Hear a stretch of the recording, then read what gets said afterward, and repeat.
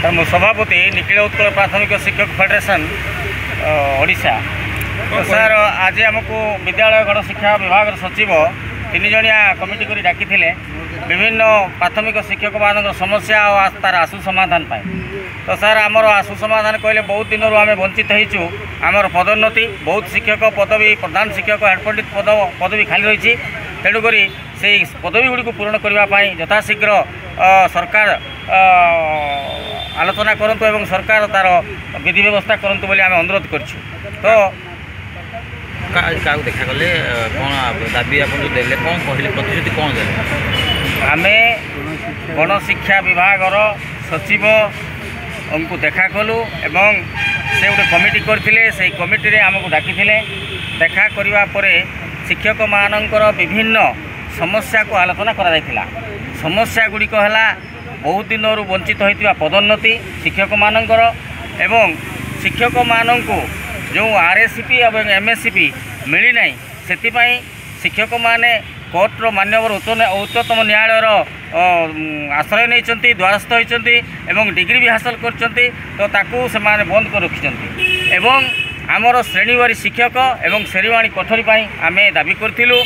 तत्सहित मध्याह्न भोजन अनुदान लेफ्ट आउट शिक्षक मानू एक्स कैडरभुक्त एवं एनपीएस शिक्षक मानकर नूतन पेंशन योजनाभुक्त शिक्षक मानकर जो 6 वर्षर कंट्राक्चुअलटा को उठेकरी सीनियर वरिष्ठता भितर अणा जाऊ बोली आम अनुरोध करूँ।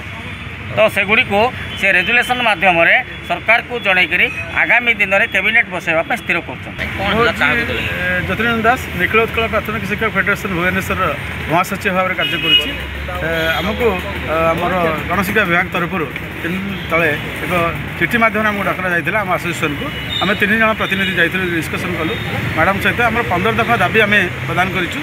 मुख्यतः आमर केन्द्रीय हार दरमा जोटा माने विभिन्न राज्य बर्तमान सुधा दे सारे आम आशा रखीचु जेहेतु डबल इंजिन सरकार आम राज्य चली तेणु आम शिक्षक मैंने आशा रखीचु निश्चित भाव में आम दाबी की पूरण करेंगे। मुख्यतः यहाँ अच्छी छात्र छात्री आज पर्यटन नवेम्बर मस है पोशाक पाइले ना तेणु से विषय में आलोचना करूँ। मध्याह्न भोजन भाव कि भाव में क्वालिटी दि जापर तेणु तार दरदाम जेहेतु बढ़ी आउ टे परिमार्जित करने आम अनुरोध करूँ। आरएससीपी एमएससीपी मध्यम बहुत ओडिशार विभिन्न जिले में विभिन्न शिक्षक तारतम्य अच्छी से पैसा तेणु ताकू से समस्ते गोटे करने आम अनुरोध करूँ कमिशनर महोदय को एवं आशा रखीचु कमिशनर महोदय खूब शीघ्र गोटे कार्यानुष्ठान नहीं कैबिनेट को पकड़े बोली आमको प्रतिश्रुति। दाबी केतोटी थिला मुख्य दाबी कौन थिला? दाबी आम 15टी दाबी देइथिलु 15टी मुख्यतः आम देइथिलु केन्द्रीय हार दरमा प्रमोशन जोटा कि 2 वर्ष है बर्तमान प्रमोशन बंद हो रही। आरएससीपी एमएससीपी गोटे